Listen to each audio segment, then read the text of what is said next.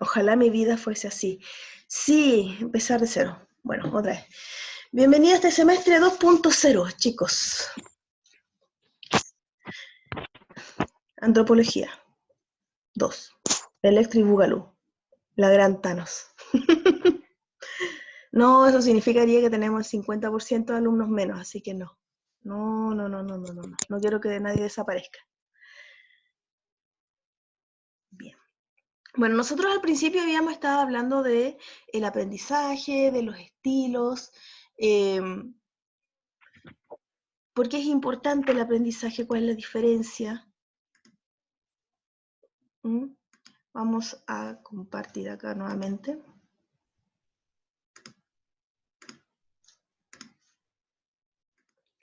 Eso era como habíamos comenzado este semestre, hablando de qué era aprender. ¿Qué es aprender? Habíamos dicho que es la adquisición de nuevo conocimiento que puede ser a largo o corto plazo, es decir, que queda o no queda en la memoria. Esto quedó en medio. Ahí está. Que queda o no queda en la memoria. Obviamente la idea siempre es que quede en la memoria a largo plazo. No todo va a quedar allí, no somos fuentes de información eterna, aunque a veces solemos ser una fuente de muchos memes o de mucha información inútil. Exacto. Pero a pesar de eso, y muchas veces, bueno, nos quedamos con esa información que aparentemente es inútil, esos datos locos, porque hacen clic con nuestra experiencia, nos generan risa, nos recuerdan algo que hemos vivido, y ahí pasamos a lo que llamamos el aprendizaje significativo. Como decía ahí, el aprendizaje es solamente la adquisición de conocimiento, pero el aprendizaje significativo es aquello que nosotros le damos importancia, que podemos vincular e integrar a nuestro sistema de conocimientos. Como dice ahí, asociaciones y significaciones que se le otorgan a los nuevos datos. Entonces, lo significativo es aquello que tiene cierto nivel de conocimiento, palabra no adquirida. ¿Dónde se adquiere el conocimiento? Bueno, el conocimiento es solamente saber algo, no necesariamente aprenderlo. Yo conozco que hay una abeja ahora que anda comiéndose otras abejas. Puede ser que el conocimiento sea un poquito, es más amplio. Es una palabra amplia que habla de todo tipo de información. Es solamente el aprendizaje, habla del proceso para hacer esa diferenciación. Amplitud, claro, conocimiento es lo que sé, punto. Pero no me va a explicar de cómo yo llegué a saberlo. En cambio, aprendizaje sí va a apuntar hacia eso, hacia el proceso. Veamos que tenemos dos estilos que son los más conocidos de los de adquisición. El visual adquisitivo kinestésico, que ustedes hicieron allí las encuestas, y los procesos de información. Vamos a quedarnos con el de Joni Alonso, vamos a recordar qué tipo de estudiantes eran. El otro era como decir, el PNL es en relación a cuál es el sentido por el cual ustedes adquieren más fácil la información. Si era a través del movimiento, lo táctil, o a través de lo visual, lo auditivo. Y Joni Alonso hace más relación a nuestras actitudes frente al estudio, cómo nosotros preferimos enfrentar los nuevos conocimientos que se nos están entregando. Entonces tenemos primero el activo, que decíamos que iba a ser un poquito florero de mesa, ese que le gusta estar participando, que le gusta levantar la mano, o que es el primero en armar grupo de repente y le gusta ser el líder del grupo. Y son un poquito apurones. Como dice, ¿cuándo les va a costar? Cuando les toca el papel pasivo. Por ejemplo, probablemente se puedan frustrar al momento en que yo les dé algún texto para leer, algún análisis muy extenso, o tengan que trabajar solos. Y los bloqueos hacen referencia a los otros estudiantes, es decir, aquellos que no tengan estos rasgos de estudiante activo. Entonces, y se les obligue a estar en una situación en donde esas características sean necesarias. Por ejemplo, una presentación. De repente vemos que les toca disertar y alguien si se puede salir de eso o si se puede dar que haya un delegado al frente, yo no. Y si les toca, se achican, no hablan, ¿qué te puedo decir? Hablan muy bajito, se demoran mucho, un poquito apocados, al menos cuando se enfrentan en esta situación. Luego teníamos a los reflexivos, que es lo contrario al activo, son, como decía, es más un observador, puede ser alguien que es el callado del salón. Procuran posponer las conclusiones y es por qué. Buscan las raíces, las causas de lo que están estudiando. Ahí veíamos algunas características, son receptivo, analítico, exhaustivo, paciente.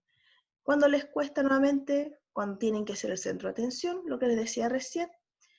Y los alumnos que no sean estudiantes reflexivos se van a agotar aquí. Cuando necesitan actividades rápidas, cuando necesitan estar al frente, o tienen que estar escuchando mucho rato. A veces cuando se quedan dormidos en clase, no tienen sueño, durmieron bien, pero igual se quedan dormidos porque están en una actividad que no les gusta. Luego el teórico, que no es tanto de reflexionar, pero sí mucho de aplicar teoría, es decir, les gusta mucho la investigación. Dice en forma secuencial, paso a paso, son muy organizados, metódicos, lógicos, objetivos. Les cuesta aprender con actividades que impliquen ambigüedad e incertidumbre. Un teórico le va a costar o no le va a gustar la literatura. En el caso al menos de mi carrera, los teóricos se van hacia el lado de la lingüística. Los reflexivos nos vamos hacia el lado de la literatura. Yo soy más reflexiva. Situaciones que enfaticen las emociones y los sentimientos. ¿Para qué? Las emociones son subjetivas, no son cuantificables, no son medibles. Y cuando tienen que actuar sin fundamento teórico. Y todos los demás se van a bloquear porque no les gusta ser tan estructurados. Cuando acá tenemos un activo que prefiere lo espontáneo, lo riesgoso. Es el que no va a pensar en el método científico y va a tirar algo en química y va a hacer explotar la sala. Teórico se espanta. Luego teníamos al pragmático, que hablábamos de que son los alumnos prácticos, en su caso aquellos que van a estar esperando con ansias salir a terreno, realizar, experimentar. En el caso de ustedes, hacer encuestas, por ejemplo, si después se ligan hacia el lado de la arqueología, estar en excavaciones, etc. Los bloqueos más frecuentes, interés por la solución, perdón, les cuesta aprender. ¡Ah, gato! Me va a destruir todo este gato. Cuando lo que aprenden no se relacionan con sus necesidades inmediatas, la teoría, la reflexión, quieren algo ya, ¿y esto para qué me sirve? E interés por la solución perfecta antes que la práctica, los bloqueos, los que no son prácticos, los que no les gusta ¿cómo se dice? La práctica y error, sino que quieren algo teórico, por ejemplo. El teórico quiere una solución perfecta. Técnicas útiles como simplificaciones exageradas y dejar los temas abiertos, como los reflexivos, que lo dejan ahí en el aire. Puede ser, puede que no sea. Entonces, conociendo ya un poco de qué es aprender, creo que también podríamos agregar un poquito lo de las inteligencias múltiples de Gardner. Como sabemos, no hasta hace mucho tiempo teníamos las ideas de que existía o la única inteligencia válida era la lógico-matemática, que es esencialmente lo que se mide cuando ustedes hacen la prueba de selección universitaria, la PSU. Sin embargo, Gardner habla de que existen otros tipos de inteligencias como la musical, la espacial, la interpersonal, intrapersonal, ¿cuál más estaba? La visual, si no me equivoco. Hay varias. Si no me equivoco, son 7 inteligencias. Bueno, lógico-matemática y la lógica y la lingüística. También esta teoría ha tenido sus críticas porque algunos establecen que no hay modo uno de cuantificar, a diferencia de la inteligencia lingüística, donde tú haces una prueba de comprensión lectora o de redacción y puedes ver o puedes esperar que todos cumplan con un cierto parámetro. Lo mismo con matemática. En cambio, en las habilidades musicales no se puede establecer un estándar específico. No podemos decir esperamos cierto tipo de voz o que tienen que tener la capacidad de tocar tales instrumentos. Es más complejo, lo mismo con el baile. Entonces, algunos dicen que no son inteligencias, sino que realmente son, bueno, esa otra crítica que se les hace, que no son inteligencias, sino que son talentos. Garner dice, ok, son talentos, pero entonces el tener capacidades lingüísticas y tener capacidades matemáticas también debiesen ser denominados talentos. Y esas son las posturas. Más allá de eso, bueno, igual creo que resulta interesante el aporte que hace Gardner en la formulación del conocimiento, al menos en los procesos cognitivos, por el hecho de que, bueno, dejamos de encasillar tanto a los alumnos, dejar de lado quizás esta clasificación que solemos hacer a las personas, o es bueno en esto, genial, y si no, no sirves prácticamente. A menos que se haga con mucho esfuerzo o con mucha suerte, con el caso de los artistas. Creo que también esto ha ido permitiendo un cambio en la visión de estos roles sociales, en la apreciación que tiene el arte, sobre todo. Sí, siempre ha existido ¿cómo puede decirse? Una apreciación sobre todo lo que es el arte docto, la música docta, la literatura clásica. Creo que es más un asunto cultural, quizás hasta esnovista en muchos casos. O lo escribió tal persona o perteneció a cierta rama social, pertenecía a tal familia o un grupo específico se interesó en su arte, por lo tanto eso es bueno. Lamentablemente la gente sigue mirando en menos este tipo de habilidades o de inteligencias y creo que bueno, últimamente las nuevas generaciones se han ido interesando más en desarrollar esto, aun cuando todavía a niveles generales no se les sigue dando la apreciación necesaria. Por el mismo hecho de que no son en muchos casos productivas, que es lo que el sistema es lo que impone, que generemos sujetos que produzcan, que sean capaces de generar y generar más bienes. Pero bueno, ahí me estoy desviando ya a otro tema, pero el tema en esencial es que este aprendizaje no lo podemos desvincular con las inteligencias que nosotros hemos ido desarrollando, es decir, no, bueno, o con las que estamos dotados, sino que debemos ser conscientes de ellas para poder explotarlas, poder aprovecharlas al máximo, no dejarlas de lado. Bien, volvamos entonces a la lectura. Como en este ramo lo que nos vamos a centrar es en las habilidades lingüísticas, teníamos que ver lo que era que tiene que ver con lo que es comprensión lectora. Y hablamos de la diferencia entre entender y comprender.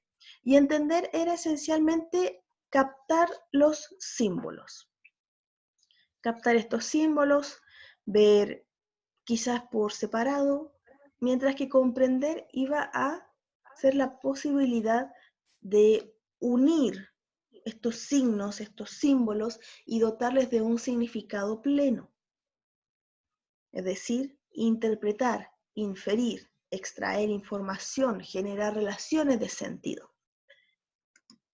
Entiendo algo de inglés, pero no comprendo qué es lo que me quiere decir, por dar otro ejemplo. Entonces, la lectura de cualquier texto requiere ciertas habilidades, siendo la básica el conocer el código. Luego, la capacidad de interrelacionar los signos presentes en el texto con tal de poder extraer significado y generar interpretación. Bueno, ¿qué es lo que les decía recién? Por otro lado, y creo que, bueno, primero tenemos esta habilidad de comprensión lingüística, ahora que se ha ido quizás perdiendo un poco por lo que plantea Flusser, que nosotros ahora nos encontramos en una etapa de la imagen. ¿Ah? Bueno, Flusser es el filósofo de la cultura de la imagen, porque ahora estamos siendo muy bombardeados por sonido, por movimiento, por fotografía, más que por texto. Es decir, mucha de la información que se nos entrega no se nos entrega a través del texto escrito, o no nos informamos necesariamente leyendo el periódico, sino que nos informamos a través del video, muchas veces de fuentes informales. Pero más allá de eso, creo, y es lo que se dice también en los estudios, como dice este Flusser, que nosotros hemos ido desarrollando una capacidad de comprensión lectora de tipo multimodal, es decir, en donde hemos ido captando distintos códigos, pero en la inmediatez. Es decir, estos distintos códigos van a generar otra imagen, y a eso estamos más acostumbrados. Pero todavía no existe una suficiente alfabetización en relación de eso. Y es por eso que a veces una foto mal editada, o las cadenas, que también tienen relación con estas capacidades críticas que debiesen venir de la lectura. Es decir, la lectura básica va a ser de la imagen. Es nuestro mundo, nuestra vida diaria va a estar influenciada por la imagen. La parte oral también, cuando hablamos de comprensión lectora, también tenemos que hacer un análisis de lo que es la comprensión oral, de ser capaces de escuchar un mensaje y en esa inmediatez, porque obviamente la lengua hablada se va, no es como la escritura que se va a permanecer en el tiempo, sino que en esa oralidad nosotros ser capaces de extraer las ideas más relevantes de lo que está indicando el expositor. Y eso requiere también otras habilidades. Pero bueno, y como está todo muy relacionado en esto de la parte de lectura, la parte de escritura, las habilidades de oratoria que ustedes tengan, todo se relaciona en nuestras capacidades de comprender y de hacernos comprender por otros. Luego, tenemos esto de la noción de la imagen, y hemos ido dejando de lado lo que es el código usual, el código verbal. Chile, ustedes saben que tenemos bajos índices de comprensión lectora, lo que aparecía en la OCDE. Tenemos también, bueno, me acuerdo hace un tiempo, no sé si ustedes habrán visto de la poca cantidad de libros que hay por casa. ¿Han visto eso, esas típicas noticias que el chileno no tiene muchos libros?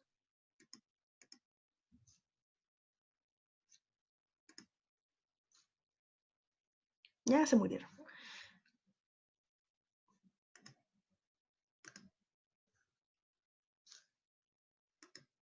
Bien.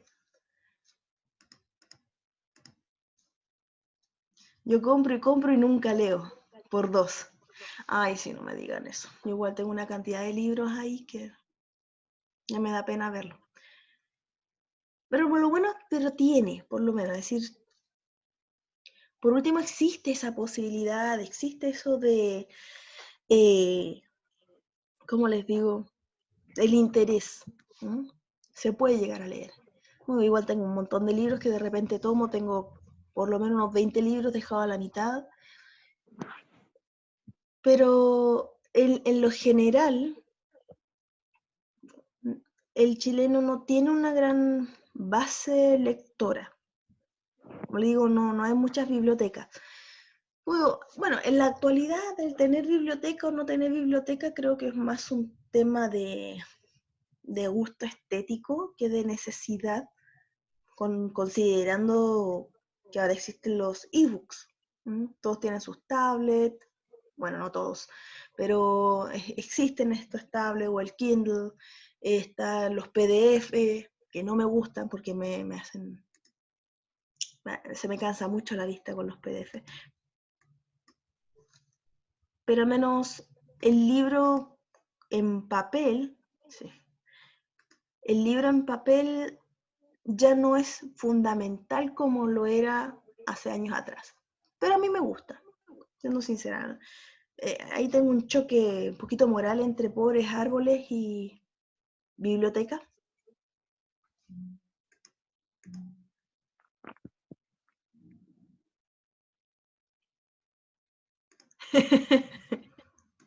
Sí, sí, bastante eso de andar pendiente del PC. Como les digo, sí, la lectura actualmente existe. Lo que dice aquí, eso de decir que ahora no se lee, sí se lee, pero se lee imagen. Es otro tipo de lectura, mucho más dinámica. Y como le digo, que requiere también muchas más habilidades críticas, pero que no todavía no se han desarrollado por el simple hecho de que estamos muy enfocados en esta lectura verbal. Obviamente que nosotros la necesitamos porque el desarrollo científico o el desarrollo del conocimiento científico se va a dar a través del artículo, a través del ensayo, de las tesis, y no tanto a través de lo visual. Así que obviamente que para nuestros fines sí necesitamos desarrollar estas habilidades lectoras, pero en general sí se lee. Quizás no se lee lo correcto o no se lee de manera correcta, pero se lee. Bien.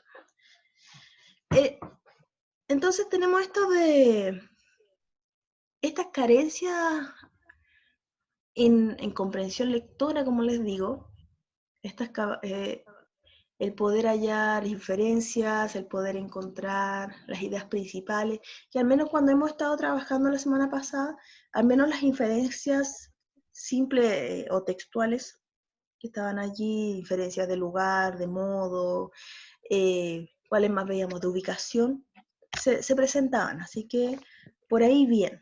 Después cuando los deje trabajando solitos, ojalá que se sigan dando, porque son poquito, si bien es un grupo de, ¿cuántos ustedes son? Como 30, por lo general siempre veo a los mismos participando, entonces más adelante voy a poder ver cómo se les da a los demás.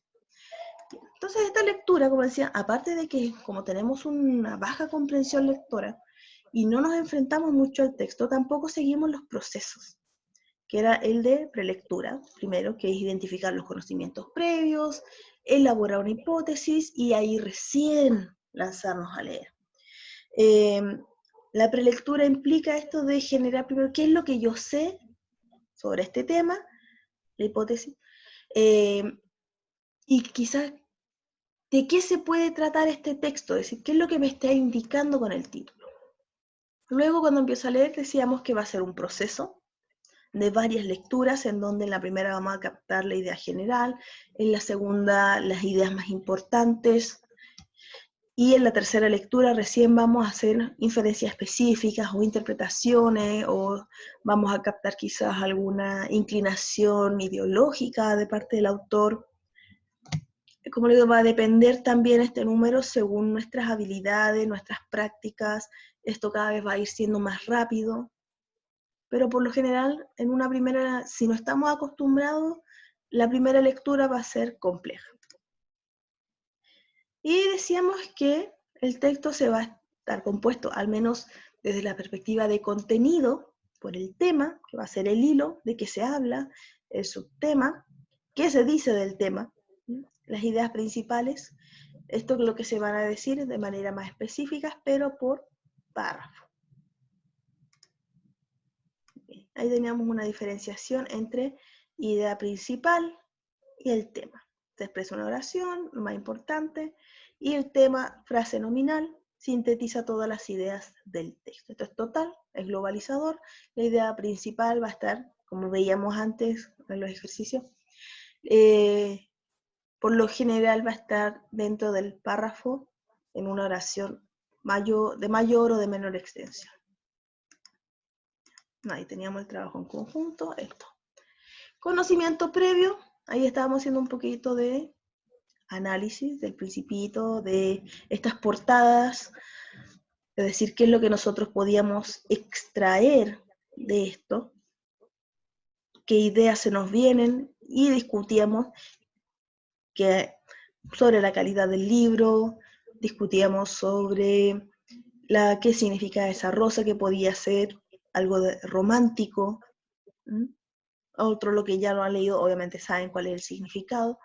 Tom Sharp, hacíamos énfasis aquí en las casas, en la grúa, el hecho que era de noche, la muñeca que tiene los brazos, ¿qué podía ser ese texto?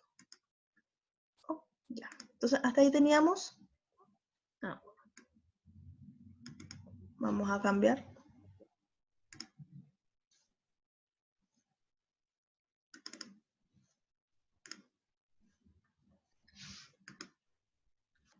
Lectura de memes. Sí, de hecho.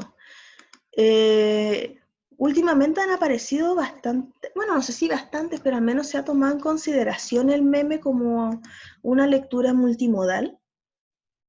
Una lectura, ¿cómo les puedo decir?